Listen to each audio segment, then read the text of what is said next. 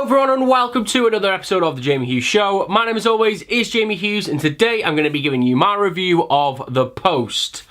Now if you want to keep up to date with all my latest movie news and reviews, then make sure you hit that subscribe button, and as always with my videos, this review may include spoilers, so you have now been warned. So The Post is a really great story, but apart from that, I don't think it has much else going for it. And I'm not saying that this is necessarily a bad film, because there are some great moments in it, but it just kind of lacked that something to really like elevate this film and make it feel very special like it could have done. So as I say, the story is great in this movie. It's a really it's a very topical story that I think we needed at this moment in time. As I say, it feels like a very kind of subtle middle finger to Monsieur Trump, if you will. It does feel like we needed this film now more than ever,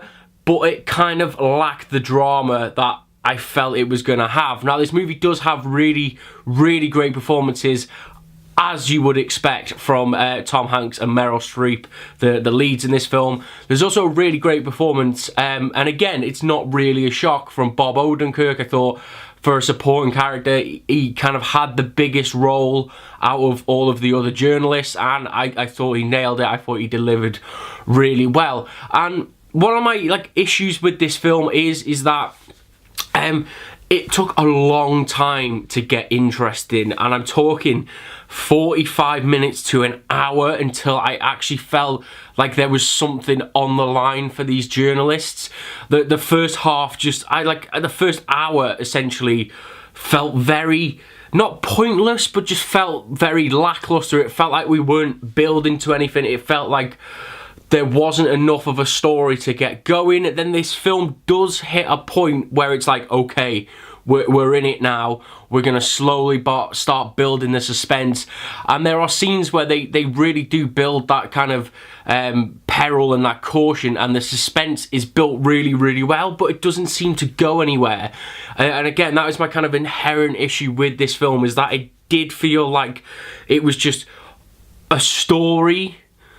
Like, it was let me rephrase that, sorry. It was more of a journey with no real story. It was like we were getting from point A to point B, but there was just nothing in between that was kind of grabbing me to this film and feeling like, oh, are they really going to make it? Is there some sort of danger they're in? And I know this is an historical film and the paper is still going now, so it's kind of self-explanatory, but I just would have liked to build up that, I would have liked them to build up that kind of, what is going to happen to these guys. There wasn't any real suspense or drama, although it did start to build towards the end. As I said earlier on, it did kind of fizzle out and just come to nothing, and the climax just came really, really quickly, and you don't know how much I want to make a That's What She Said joke at this moment in time, but I'm going to refrain from doing it.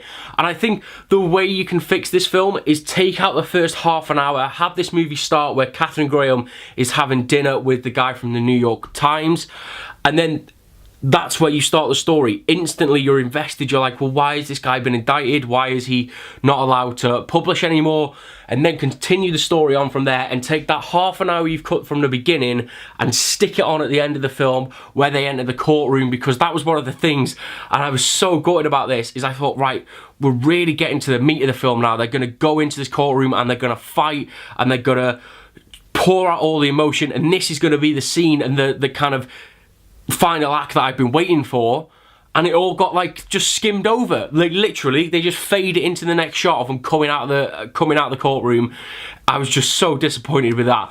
But as I said, it's not a bad film. It tells a very interesting timeline of events and a nice story. I'll sum it up as a story, even though I don't feel like it had all of the elements to make it a great story, but there is a great, sequence of events there. It just felt very like they were lacking a lot of substance for me personally.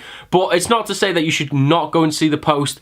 It's a very important timeline that we need in today's society, about the freedom of the press and all that sort of stuff. And as I say, I do believe this story did get fast-tracked for reasons of an orangey nature, is why this film happened now, which is fine, I totally get, and it's great, and I do really suggest you go and see the post. But if you have seen the post, let me know what you thought about it, as always, down in the comments below. If you did enjoy this video and you want to keep up to date with all the latest movie news and reviews, then make sure you hit that subscribe button, and as always, why not leave it a like, because it lets me know that you're enjoying these videos. And thank you very much for watching this review on The Jamie Hughes Show. I'll see you in the next one. Ta-ra.